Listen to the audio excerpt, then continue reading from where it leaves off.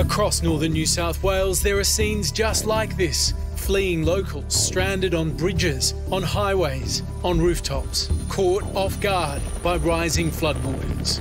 Helicopters scouring the landscape to spot people desperate for help.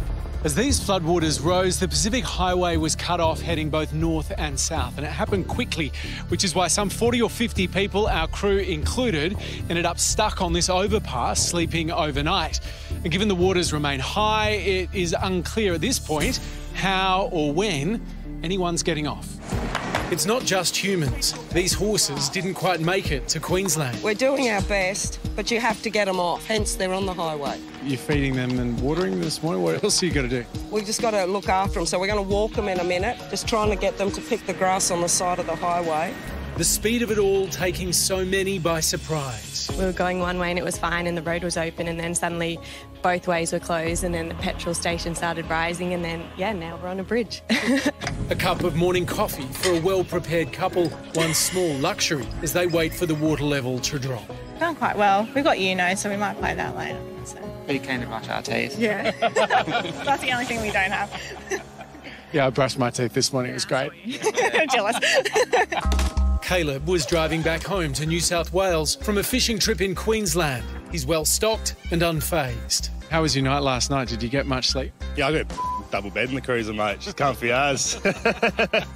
Yeah. Loving life. Yeah, it's good.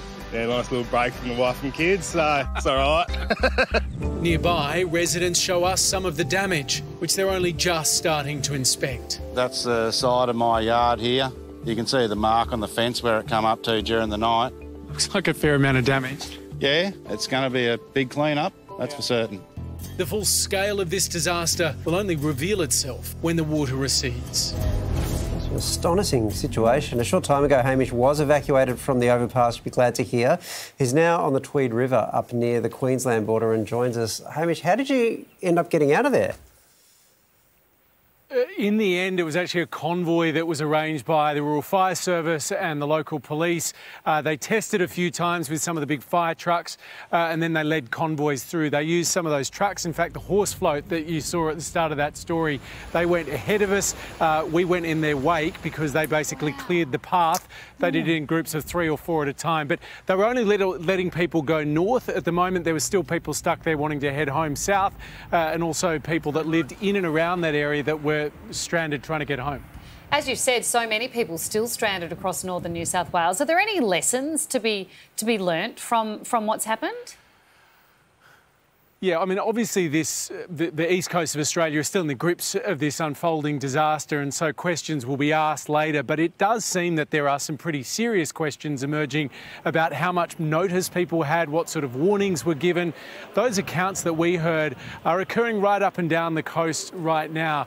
Just south of where we were, we heard reports, and in fact the New South Wales Police confirmed them, of hundreds of people stuck in a tunnel on the same motorway as where we were.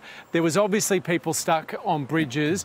I think just as one example, in the location that we were in, you get the automated SES text if there's a forced evacuation. That came through at 4:23 yesterday afternoon. Now, if you were vulnerable, if you needed help, if you didn't have a boat, that sort of evacuation notice was next to useless.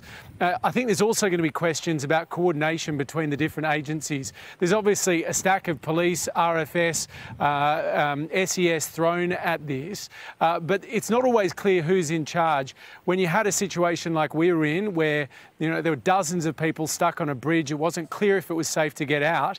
It also wasn't clear whose decision it was to get us out of there, whether it was safe to do so. The RFS and the police had different views, and that unfolded in front of us. I mean, it was fine in the end, and obviously they all want everyone to be safe, but there's the issue of the tide rising.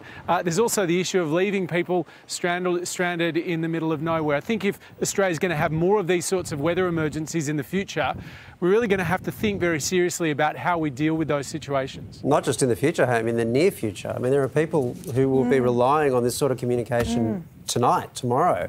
So it's a really good point that you raise. Stay safe. It seems like you'll have a better night's sleep tonight than you did last night. We appreciate it, mate. Thank you.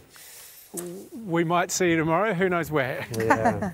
And for those people you just mentioned who are in those situations, if you are in the flood zones, emergency assistance can be found SES is the number to call, 132 500.